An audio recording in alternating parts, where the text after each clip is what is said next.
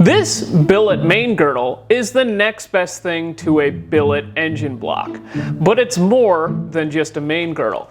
And boy, does it look good. This is the culmination of many years of work, and today we're going to show you how we made this thing.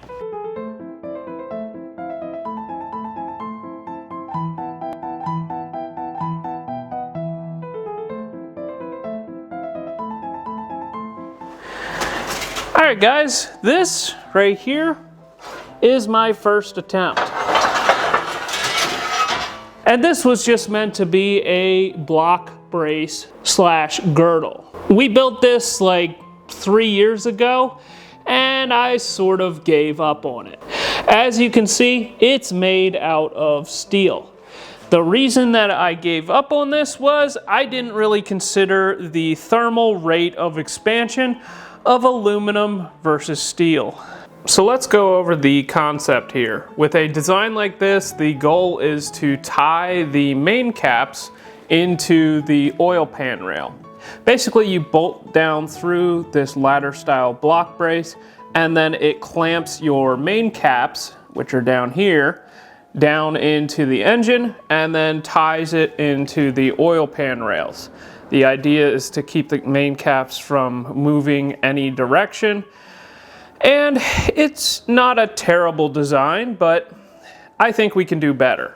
Now, if we go back to my original attempt at this, I made it out of steel. And if you think about an engine block, it has to operate in a wide variety of temperatures.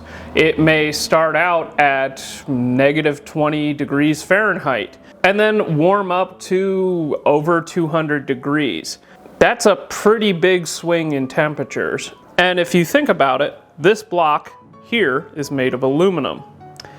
The main girdle, if it was made out of steel, would very likely cause a lot of issues just because of that one fact. The thermal rate of expansion for aluminum is 3 times the amount for steel. So what that means is if you increase the temperature, you're going to see 3 times the amount of expansion of the block as you would see with that steel girdle. From some rough calculations, you would see a 18 thousandths difference in expansion between the aluminum block and the steel main girdle, and that's only over a 100-degree temperature increase. So basically you would be putting undue stress on your main caps, and the idea is to take stress off of them. Now you're going to notice right now that this is not my first attempt.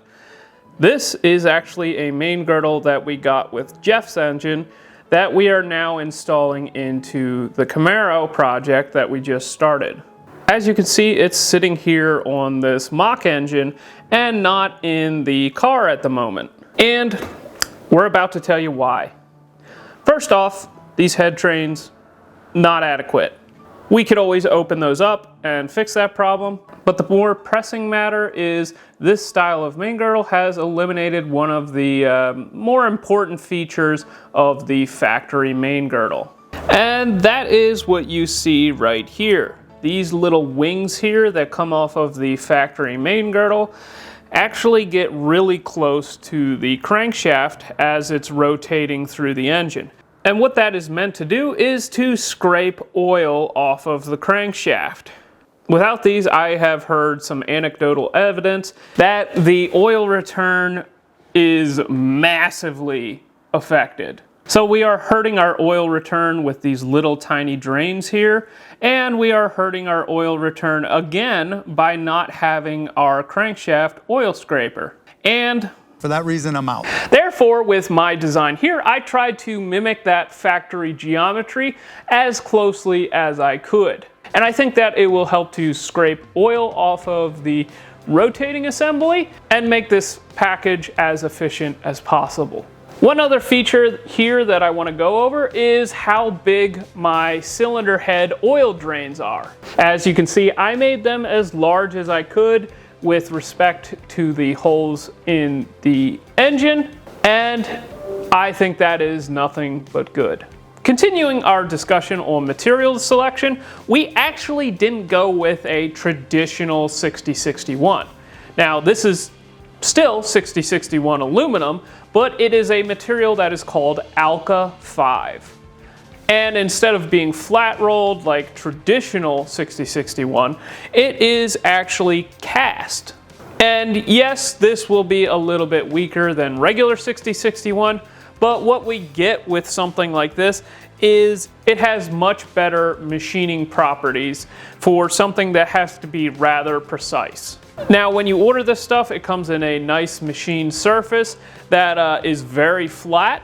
So we took that to our advantage and tried to keep that machined surface intact. The main reason that we went with this material is when you use regular flat rolled 6061, it has a tendency to warp just from machining the material. What happens is you clamp the material down onto the bed of the machine, and then you machine a whole bunch out of it, and then it will tend to warp in the direction that you removed material from. This billet main girdle needs to be pretty precise. It needs to be as flat as we can get it across the main caps, and we'd like it to be pretty flat across the engine block as well. Now, the reason we decided to go with this material is, I guess with the casting process, things cool more evenly, and it has less likelihood of warping after you machine it. They use this type of material for surfaces where you need it to be very, very flat and very, very predictable, and that is why we went with Alka 5. So why would you even want something like this? Well, first off, this replaces the factory main girdle and helps to support the main caps of the engine. This should support a higher amount of horsepower production without running into strength issues with the block. Now, with a race car, you should almost always be thinking about how can I make one part perform multiple functions, because that is how you make things light.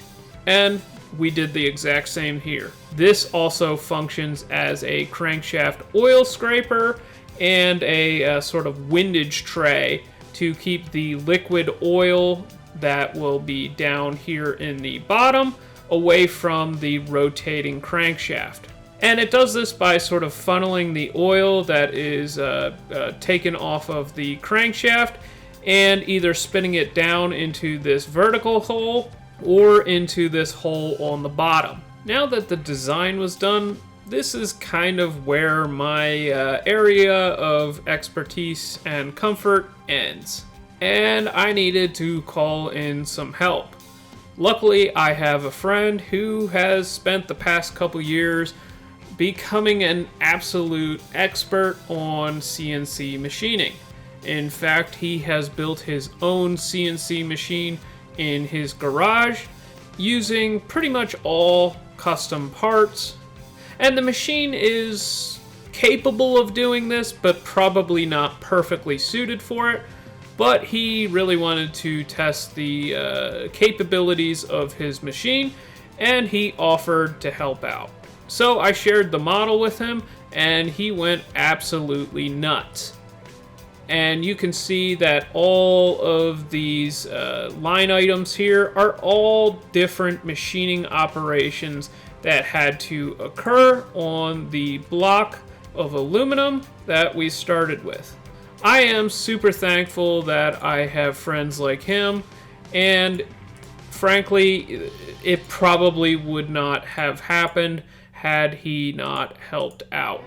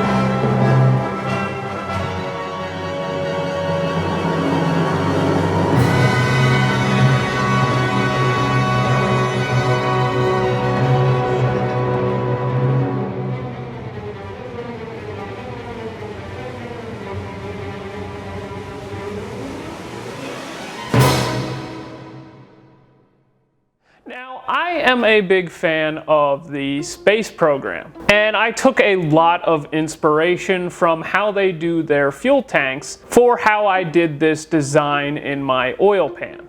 Now, if you guys don't know, it takes a lot of fuel to get into space, and every little bit of weight that you can decrease is less fuel that you need to carry. Therefore, even things like the fuel tank is something where they look to reduce weight. Now, from the outside, their fuel tanks just look like round barrels that, obviously hold fuel. But on the inside is where all of the engineering took place. The more modern stuff actually went to a different pattern than this, but the previous generation actually used something that you see here, which is called an iso grid. Basically, it is a grid of triangles with a bunch of vertical sections, and it is a very weight-efficient way to contain forces. In essence, they are trying to hold a massive amount of pressure in the fuel tank, and they want to do that with as little weight as possible. While I hope that this engine never becomes a pressure vessel, I still want it to hold a lot of force and not be very heavy. So I used their design as inspiration for this feature here.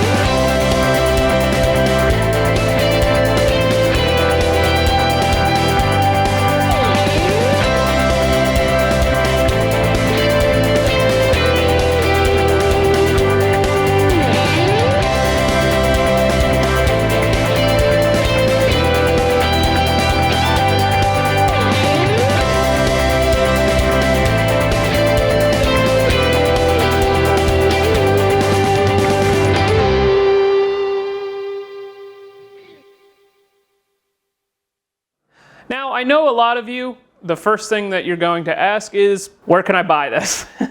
As of right now, I don't really have any plans of pursuing the sale of these to the public. It is going to be very expensive to do, especially because most people don't specialize in machining Alka 5.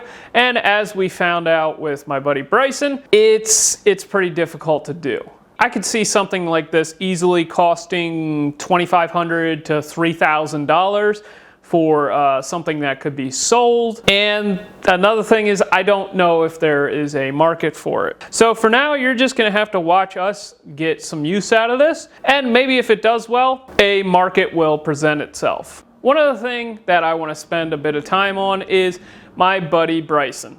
Obviously, I've already mentioned he helped us machine this, but he also has a YouTube channel where he does stuff like this. He is actually in the process of rebuilding his grandfather's truck, and he is trying to do it to the best of his ability and machining a lot of parts for the thing like this. It is a twin turbo L83 5.3 liter dry sump, rear mounted radiator. He's built an entirely custom chassis for it. Like, I'm talking like frame rails and everything. Like it was CNC bent from his design. And the only thing that really is stock, if you can call it that, is the body. So I want to strongly encourage you guys to go check out his YouTube channel. I will link it above and down in the description. And I want to say one more time, big thanks to my buddy Bryson.